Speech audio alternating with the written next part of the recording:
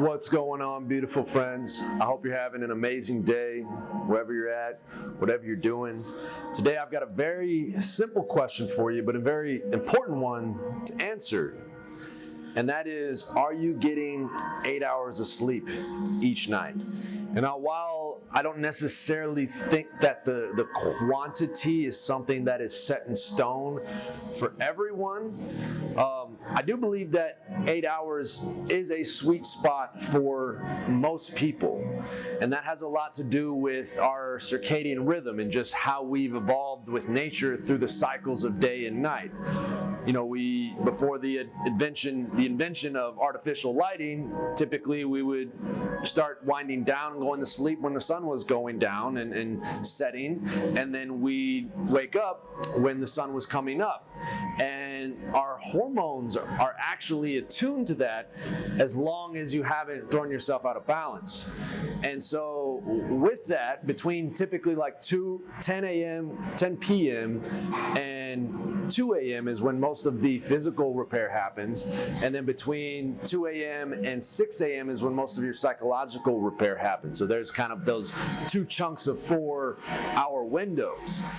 And so even more important, or equally as important as the quantity, is the quality of your sleep. And a lot of times people that have trouble getting 8 hours of sleep, it's usually the quality of the sleep that is suffering, that is leading to a deficit in the quantity. And so if you can increase the quality of the sleep, not only are you getting more out of the sleep that you're getting, but you're also able to fall asleep faster and wake up more easily, feeling energized and refreshed and ready to go. So quality and the quantity are going to be important here. And like I said, with that 10 p.m. to 2 a.m. window, if you're going to bed later than 10 a.m. or you're at the very least putting your head on the pillow later than 10 p.m., then you're starting to cut into that physical repair window.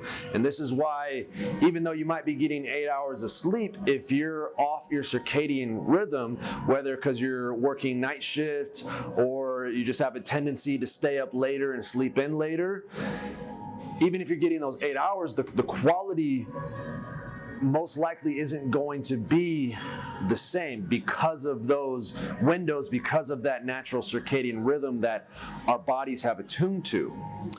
And so you also want to align yourself with that and be in bed no later than 10:30 every night to maximize that. And now when it comes to overall quality, the circadian rhythm, as I just spoke on, is one element of that to get in line. But really a good night's sleep starts with how the whole day is going. If you wake up and you're in a rush and you're reaching for coffee or other stimulants, and then you skip breakfast, or you don't have a full breakfast, or you're eating on the run and things don't digest properly, and then you get tired again around lunchtime, and then you reach for either more stimulants or something sugary or something high in carbohydrates to kind of keep you going, and then you keep riding that roller coaster, and then inevitably your blood sugar and your stress hormones are on a roller coaster all day.